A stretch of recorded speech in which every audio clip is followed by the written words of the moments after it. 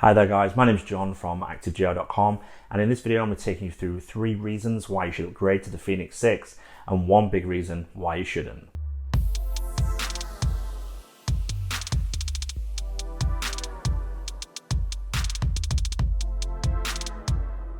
So just to be totally clear, this is not a review. The review is coming in the next couple of weeks, so don't forget to subscribe. It's also not a typical comparison video. Typical comparison videos will go through all the features and compare them side by side. This is more around my opinion based on my use so far with the Fenix 6X Pro and being a long-term user of the Fenix 5X Plus. It gets a variety of new features such as PulseOx across the range, ski maps, and Pace Pro. However, what I've focused on is 3 features that I feel bring the best out of the Fenix 6. I've not included the solar charging as one of these features. Simply put, I'm doing a video that's coming out in the next couple of weeks, which is going to talk about the solar charging. And secondly, not to spoil that video, I don't think it's a great feature. I don't think it gives you that much benefit for the extra money you're paying. So let's now get into the video and talk about those 3 features that are worthy of the upgrade. So the first feature is the screen. Now, a lot of people were disappointed when it didn't get a better screen, but I think Garmin have done a good job with the screen. Certainly with the Fenix 6 and the 6X Pro, you get screen bumps across both of them. You also get a pixel increase, which gives better clarity. Now, I've been using the 6X Pro for the last few weeks now, and I've noticed a lot of difference in the screen. There's a lot more clarity and it's easy to read. Now, I've had some comments in the previous video that because it's the Corning Gorilla Glass and not the Sapphire, then it will affect various different things. Whilst it will affect the brightness, it certainly doesn't affect the clarity because that's down to pixels and the resolution of the screen, nothing to do with the screen covering. However, quickly using the screen, you appreciate that it's a lot easier and a lot nicer to look at, especially when you're working out, say you're cycling, you're running, you want to look at the screen, you can see the information a lot more clearer. Talking about the data screens as well, because the screen sizes have increased, on the Fenix 6, you get up to 6 data fields on per screen. And when the Fenix 6X Pro, you get up to 8 data fields. Now, I found this really useful to have a lot of data on the screen and be able to present a lot more information. I also like the clarity it gives to the map, and I'm finding I'm using them a lot more. I've been out in Cyprus recently, been testing the device, and sometimes rather than getting out my phone, I've been looking at the maps on the screen because it's a lot bigger and you can see them a lot clearer. Now, moving on to the next feature, which is battery. A lot of people complained about the previous Fenix 5 Plus. The battery life wasn't overly great on the 5S and the 5. Now, it looks like that Garmin have not done that much with the battery life in terms of performance, but what they have done is have brought a feature called Power Manager. Now, when I did my hands-on review, I commented on this quite a bit, and I think it's a great feature, particularly the one that you access in the quick access menu.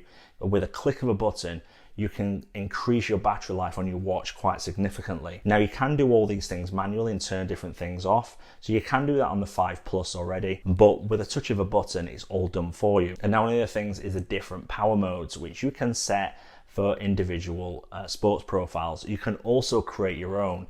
So if you want to increase the battery life, say if you're going out on a weekend of hiking, you can do that by changing different settings. I think this is a great improvement and a great feature to have on the 6. However, I just want to point out you can do a lot of these things yourself by changing the settings, and there's a video popping up now which show you how to do that on the 5 Plus. Okay, so the third and final feature that I think that is worth considering when you're looking to upgrade to the Fenix 6, and that is the new Firstbeat features. Now, Firstbeat is not a new feature to Garmin devices, but there is new features that are included in the Fenix 6. Now, whilst the Fenix 6 comes with a variety of new Firstbeat features, there is 2 that stand out in particular that I found really useful and certainly worth considering if you're upgrading. The first one is primary benefit, or training effect labels. The second one is training load and training load focus. And now I'm going to talk a little bit about them now to give a brief explanation. At training load, it breaks down the combined physical impact of all your activities in the last 7 days. Then you have training focus, which looks at the impact of your training and splits them into zones, which are anaerobic, aerobic, and low aerobic. It will then show you if you're in the sweet spot with a little oval graphic, which Garmin calls the optimal zone. Now, when I've been testing this device and doing a variety of different things, I found looking at this data really useful to see if I'm pushing in the right areas or if I'm doing enough of a certain exercise, and I have to be able to get the data that I really need. Now, whilst you can do this with other software platforms such as Training Peaks or various different other things, it's great to have this detail right on your watch.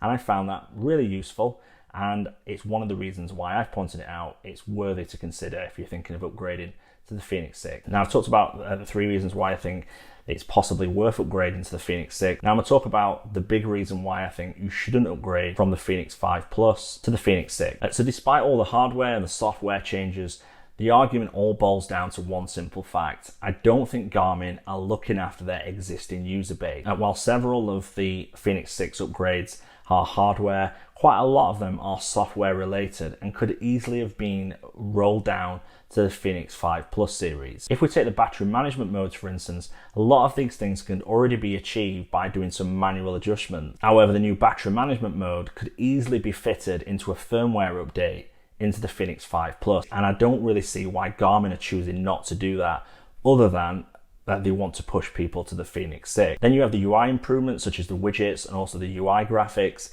and again these could have been pushed to the Fenix 5 Plus, and again Garmin chose not to do that. But on the other hand, I can see why Garmin didn't want to push these features to a previous device. But then when you look at Apple, who when they bring out a new watch, when it's software related, I've noticed that 95% of those software features are also trickled down to the older device as well. So then you have to think, are Garmin innovating enough and bringing enough hardware changes in order to warrant this as a worthy upgrade?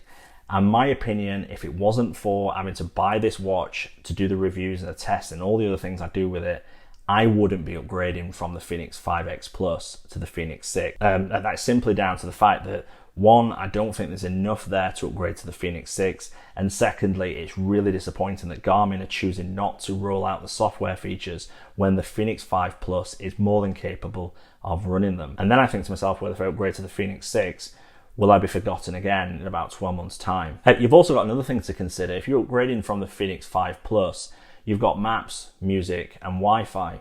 In order to get maps, music, and Wi-Fi, you need to go to the Pro version or above, which is a lot more than you paid for the previous model just to get a few extra features. So is it really worth the upgrade?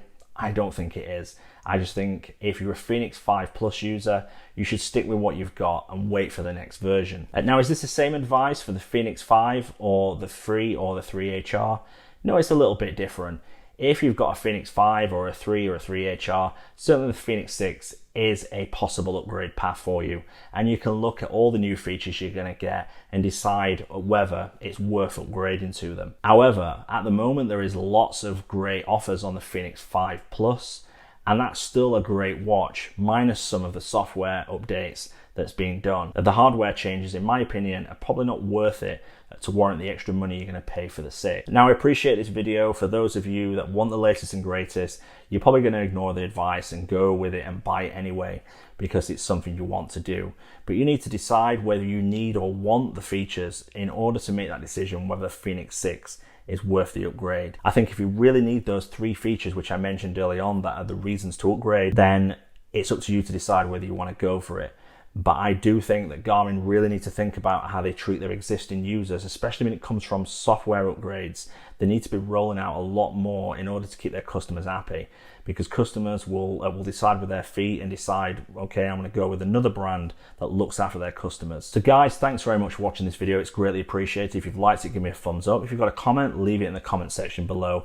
And don't forget to subscribe when the full review comes out. Thanks very much. I'll speak to you soon.